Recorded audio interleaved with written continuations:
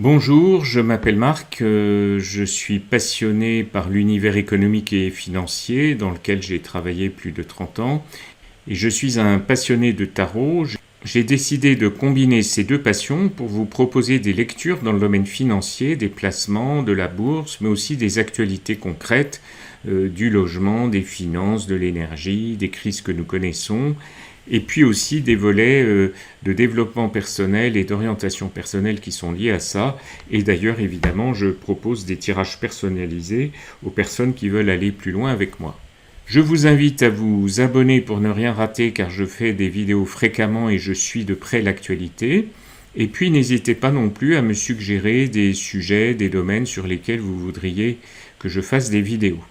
Alors dans cette vidéo, on va s'intéresser à Tesla et à son flamboyant PDG Elon Musk pour voir du point de vue de l'investisseur si c'est une société qui se porte bien, qui a un grand avenir ou non, après toute une série de montagnes russes et d'affaires que vous connaissez, notamment l'affaire du rachat de Twitter. La première méthode, c'est celle qui va me permettre de caractériser la situation de la société avec les arcanes majeures du tarot, et je prendrai la symbolique du monde que je vous expliquerai un petit peu plus tout à l'heure. La seconde méthode, ça va être celle des deniers, pour voir comment concrètement peut évoluer le cours de bourse dans les mois et années qui viennent, et pour voir donc si c'est un bon placement. Je vais m'aider du tarot, et je vais sélectionner 4 cadrans qui me paraissent bien décrire une société dans son fonctionnement réel et supposé. Je vais commencer par la symbolique du monde.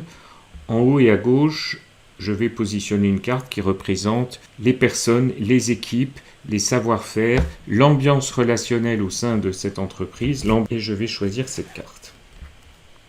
En haut et à droite, je vais suivre les aiguilles d'une montre. En haut et à droite, il y a l'aigle, tout à l'heure nous avions l'ange, et cet aigle, on va suivre tout ce qui est compétences, technicité, qualité du produit, qualité des voitures électriques, savoir-faire, ingénierie.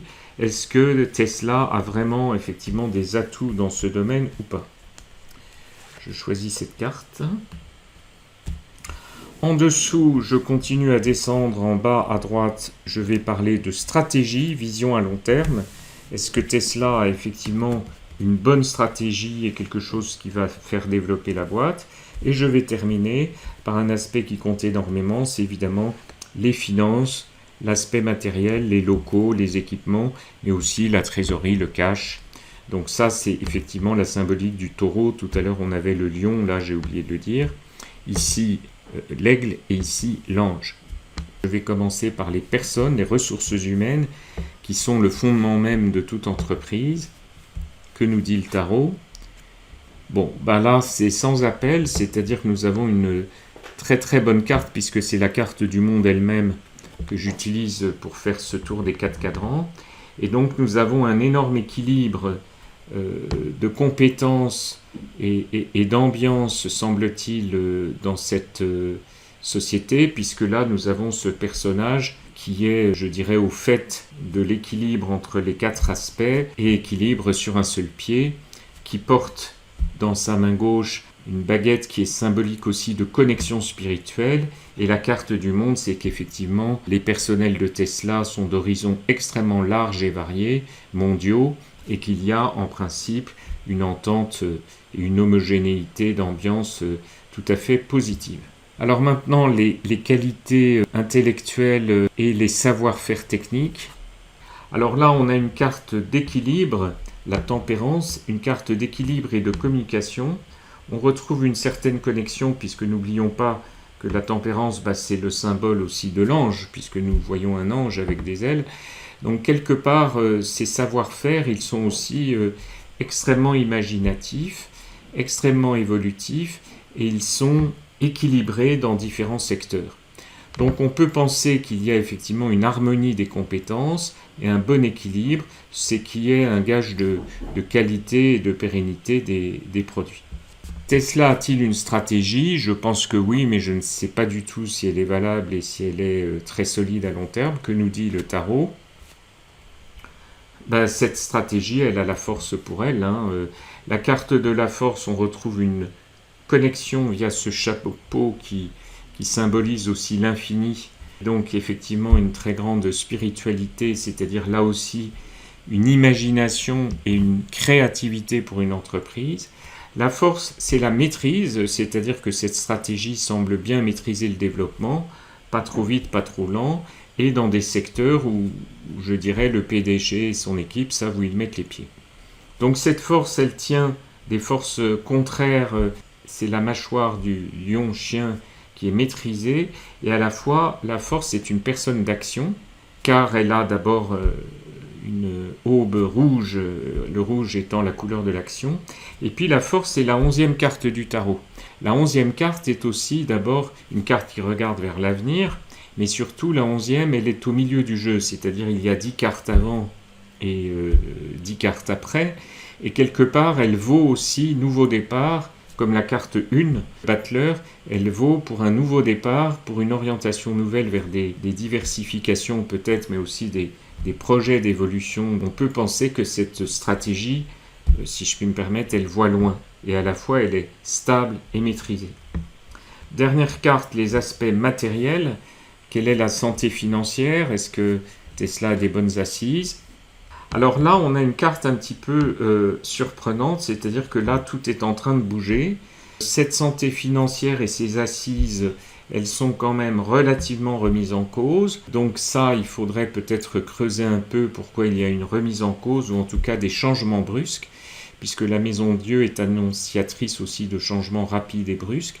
Et puis, il y a une notion de coup de balai. Est-ce qu'il y a des éléments financiers ou matériels qui ont été remis en cause? Est-ce qu'il y a effectivement un changement d'orientation dans la politique financière, ou est-ce qu'il y a carrément des difficultés avec quelque part, je dirais, la mise à pied d'un certain nombre de personnes ou de partenaires dont on ne veut plus? En tout cas, là, il y a du mouvement. Je vais demander au tarot de préciser cette carte sur les aspects matériels. Tous les autres sont particulièrement bons, et je vais demander ce que signifie un petit peu plus cette carte de la Maison Dieu dans le domaine matériel. J'ai choisi cette carte. Nous retrouvons la carte du Battler. Alors je dis nous retrouvons parce que je l'avais un petit peu évoqué au moment de la force, puisque la force est une sorte de Battler 10 cartes plus tard. Ce qui est symbolique aussi, c'est que nous retrouvons ce bâton de connexion aussi avec l'infini et une grande inspiration. Et le Battler, c'est aussi la possibilité de faire des nouveaux choix avec toute une série de tendances et d'orientations qui sont sur cette table, symbolisées par ces différents objets. Et donc, quelque part, en ce moment, il y a effectivement une réorganisation et une réflexion sur l'aspect financier. Ça va intéresser aussi, bien sûr, les boursicoteurs. Est-ce que c'est le moment d'investir dans cette boîte si elle est en train de se réorganiser ou de se réorienter financièrement? Je vous propose justement de le voir avec les arcanes mineurs, et j'utilise les deniers symboliques pour moi des cours de bourse, en tout cas c'est la symbolique que je leur donne. Donc voilà les 10 cartes de denier du tarot. Je les mélange dans les deux sens pour avoir l'avers, l'envers, et donc les côtés positifs et négatifs. Je vais demander au tarot comment évolue le cours de bourse de Tesla d'ici la fin de l'année, c'est-à-dire dans les 4 mois, en 2023, et puis sur 3 à 5 ans à l'avenir pour les investisseurs de long terme. Voilà ce que j'ai envie de choisir, donc d'ici grosso modo de la fin de l'année, le semestre qui vient. Ensuite en 2023, et ensuite à long terme. D'ici 4 à 6 mois, nous avons le 3 de denier. Le 3 de denier est une carte positive globalement, c'est-à-dire le cours risque de bien se porter, sans excès, et il est surtout installé dans un mode de collaboration et d'équipe, c'est-à-dire que Tesla évoluera bien si la notion effectivement de convergence des compétences et des personnes est respectée, et si ces équipes sont bien menées. Alors en 2023, est-ce un bon investissement? Alors, nous avons une carte qui est la carte du 5 de denier. La carte du 5 de denier en elle-même est la carte qui en lecture directe est négative, puisqu'on voit un mendiant et un lépreux dans la neige, qui sont évidemment pieds nus et fort mal en point. Et donc la carte du 5 annonce toujours des difficultés. Je l'ai tiré à l'envers, et donc comme je l'ai tiré à l'envers, la fin des difficultés, ou en tout cas des confusions qu'on a pu voir tout à l'heure avec la Maison Dieu, cette fin semble se profiler. Et donc en 2023, le cours de bourse de Tesla pourrait s'en ressentir. À plus long terme, est-ce que Tesla est une occasion d'investir pour l'investisseur moyen que nous sommes? Nous avons la carte 7 de denier qui nous indique le 7, c'est un travailleur, je dirais, de long terme qui a bénéficié de tout le travail accumulé par les 6 premiers deniers, qui en rajoute un 7e. À l'envers, on a malgré tout une idée de difficulté assez laborieuse, c'est-à-dire autant la société se porte bien, autant peut-être que à plus long terme pour le moment, le cours de bourse ne sera pas forcément terriblement florissant. Je dirais notamment pour illustrer qu'il peut subir les fluctuations du marché lui-même. Et donc quelque part il y a un travail effectivement de collecte et d'épargne, de labeur, mais qui ne donne pas forcément des fruits par rapport au marché d'ensemble. Donc il faudrait peut-être investir effectivement dans Tesla en jouant sur les points bas lorsque la bourse est mauvaise et en étant peut-être dans une optique plus à court terme sur 2023 et pas forcément à très long terme, en ne faisant pas une confiance aveugle, je dirais, dans les cours de bourse à long terme. Voilà ma conclusion. Bien sûr, n'hésitez pas à me proposer d'autres sujets d'études, d'autres entreprises ou d'autres grandes questions qui nous concernent. Merci de penser aussi à vous abonner et à me mettre des pouces bleus si vous avez aimé cette vidéo et je vous dis à très bientôt.